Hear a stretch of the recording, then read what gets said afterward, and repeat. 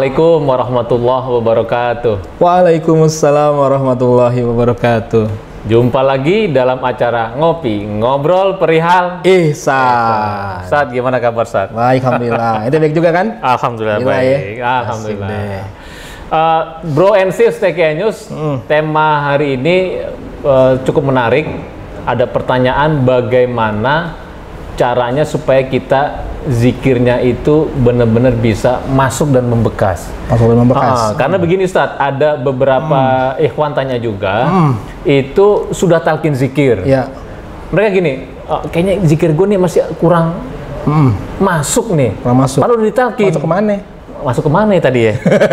Ke kolbu maksudnya ya? Ke kolbu dong. Iya. Ustadz suka mancing-mancing. Nah, jadi apa Ustadz kira-kira supaya zikir kita ini bisa masuk ke dalam kolbu? Sebenarnya gini, zikir itu dia akan menjadi optimal.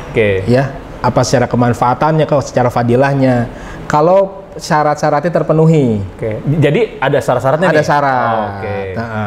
Dan syaratnya kita bukan asal sembarang ngelihat dari mana, harus dari rujukan kitab utama yang ditulis oleh guru kita, Pengersa Abah. Miftahus Sudur. Kitab Miftahus Sudur. Namanya aja keren kan?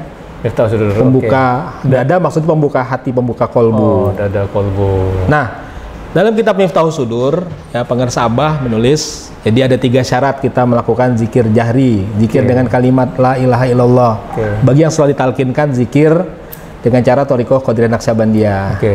Jadi yang pertama adalah ala wudu intamin, dengan wudu yang sempurna. Wudu yang sempurna ini syarat pertama ya Bro Ensis ya. Wudu sempurna. Yang kedua ya bidor bin syadidin, dengan pukulan yang mantap terarah.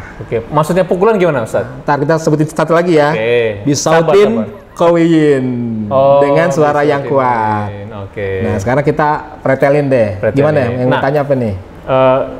Ini mungkin ada beberapa nanya kitab Miftahus Sudur. Oh iya bener, pas banget ada di meja nih. Iya, jadi Bro Ensis ini kitab susunan guru kita nih.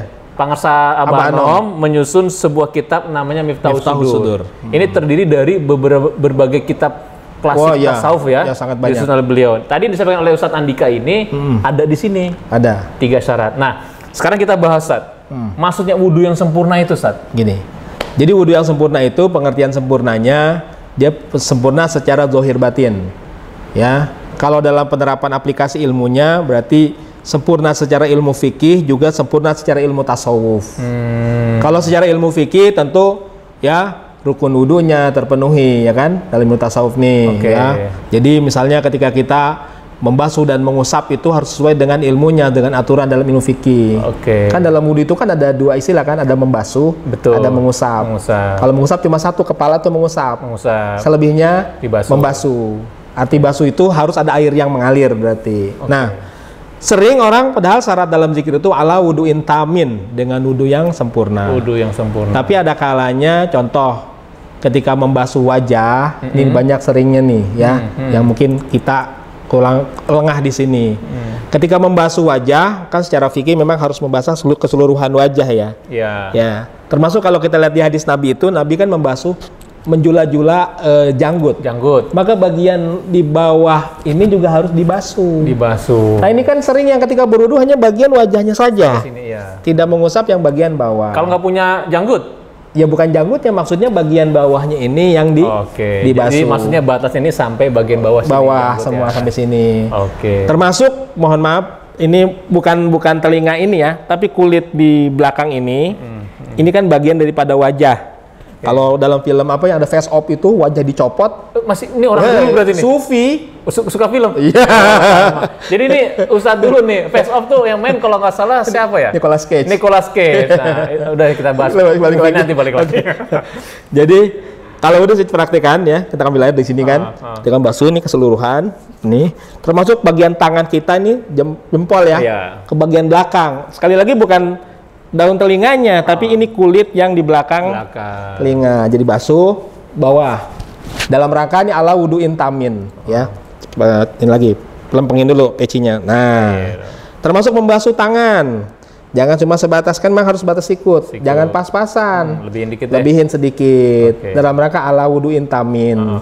Yang lain juga begitu. Tapi itu baru dalam ilmu fikih. Ada satu Ustaz, dalam ilmu fikih. Ini kalau pakai cincin gini gimana nih? Nah, pakai cincin dilepas boleh, tapi ketika membasuh bisa sambil diputar-putar gini ya. Betul. Nah, jadi wudunya sempurna kan? Betul. Secara fikih, termasuk nanti kaki. Jadi yang penggemar batu jangan lupa cincin tuh kalau nggak dilepas, dikendorin dikit deh, dibasuh. Gitu.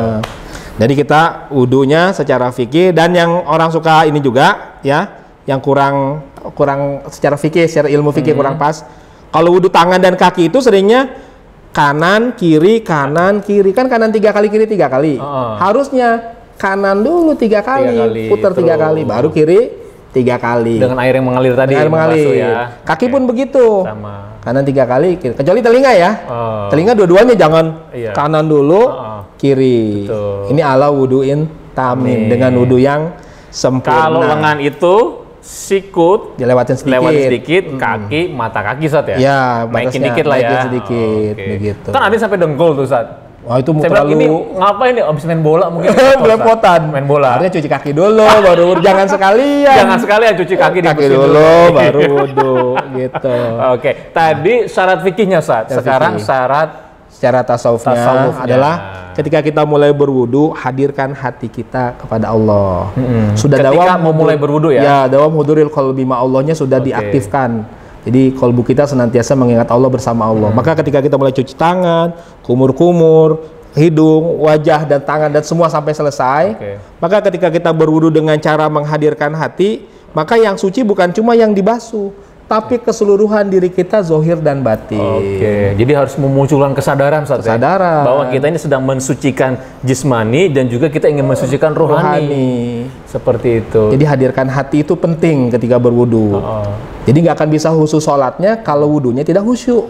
Ini kan termasuk khusyuknya berwudu, menghadirkan ya rasa kebersamaan dengan Allah ketika berwudu. Jadi menarik juga syarat zikir itu kan wudu yang sempurna. Wudu yang sempurna. Nah, dalam thariqah kita zikir yang fardu itu kan ba'da sholat fardu tuh. Iya. Mau nggak mau itu juga membawa untuk sholat yang sempurna. Iya. Yang sempurna juga. Itu luar biasa ya. Jadi pengen wudu nih. Mau ngapain? Udah mau wudu ya? Oh, thariqah ya. Iya. Aneh nggak bisa jawab deh. Oke, jadi Bro and Sis udah satu hal yang dibahas oleh Ustadz Andika bahwa syarat pertama untuk supaya setelah talqin zikir kita bisa benar-benar optimal, maksimal nembus dalam kolbu itu satu wudu yang sempurna. Itu ada dalam kitab Miftahus Sudur. Syarat yang kedua dan ketiga akan kita jelaskan episode yang akan datang Ustaz. Sip. Insya Allah ya. Insya Allah Ustaz. Kita sehat, masih betah kan ya? Betah banget. Betah dong, iya. Kalau gitu Bro and Sis, kita sekian dulu ya. Nanti kita sambung lagi dalam acara ngobrol perihal ihsan. Assalamualaikum warahmatullahi wabarakatuh. Waalaikumsalam warahmatullahi wabarakatuh.